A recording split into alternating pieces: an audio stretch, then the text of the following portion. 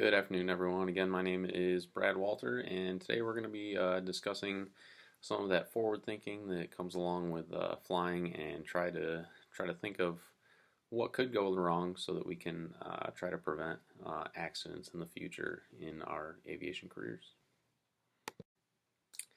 The accident that I chose to cover today was with a Piper Seminole.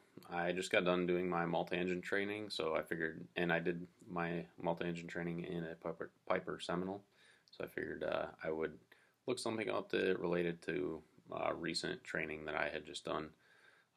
This one in particular was Piper Seminole November 449 Papa Alpha. They were doing some multi-engine training, and the scenario was they were coming in for a single engine landing, and the flight instructor, instead of simulating that engine failure, actually cut fuel off to the engine, and obviously that was improper training simulation of a failed engine, and caused them to go off the side of the runway and hit one of the runway signs on the side. There were several things that I think went wrong in this scenario. One being that it stated that the flight instructor actually, when he was giving the controls and letting the student know that he had both throttles, he pulled both throttles back to idle, which I thought was interesting. Not sure why he would have done that. But they said that increased the sink rate and caused them to drop to the runway rapidly, and then the student pilot tried to put some power on to go around, and that caused them to veer off the side of the runway and hit the sign.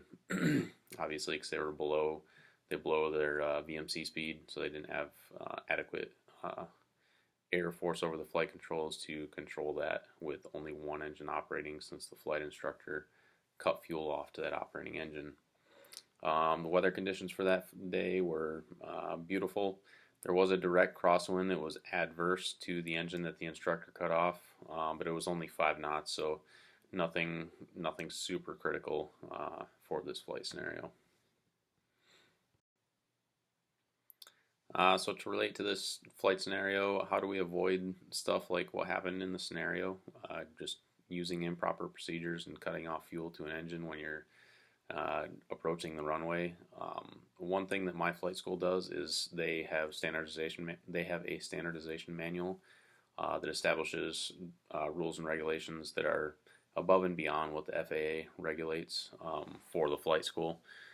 So for instance, they'll say you can only do certain maneuvers above 4,000 feet. You can only secure an engine above a certain altitude, and you have to have a minimum amount of crosswind to do certain runway work. So just establishing that from your flight school is a good way to help mitigate some of these risks. And like the instructor handbook says, safety is one of the top instructor responsibilities. We're responsible for conducting that flight in a manner that's going to be safe for everyone involved and everyone around us. So we need to have that forward thinking, the threat forward mentality, to be able to see these threats coming and minimize the risk associated with them. Another good thing to do is use a flight simulator. If you're, say, a new instructor and you're not super comfortable with these types of maneuvers, do it in the simulator first and see how it goes from there. It's also a good idea to give your student a heads up on some of the restrictions that come along with your training. You obviously don't want to try to make them a flight instructor as you're going through some of these trainings, but just let them know, hey, we're not supposed to do certain things below a certain altitude or within these certain parameters, and that'll help them cue into it and back you up. Use that threat forward thinking, and on pre-flight identify some of these risks, and then also you help your student work through that threat and error management model to use it as a tool to mitigate risk. Pre-flight is one of the great places to discuss potential risks for your student. You want to teach your student to start having that forward-thinking mentality. Talk about risks that could come up through the flight. Working on single-engine stuff in a multi-engine plane, there are definitely several risks involved. You want to try and bring up some of those highlights to get your student thinking about those.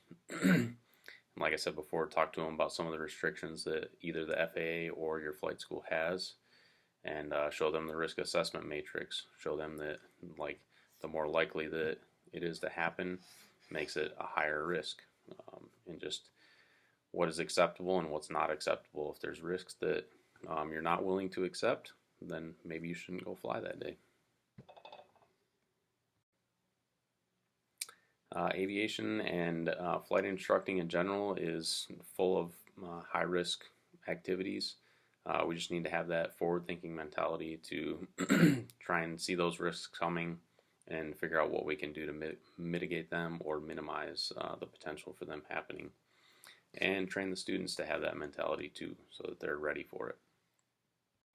And these are the references that I use to put together this presentation. Hope you all enjoyed. Thanks.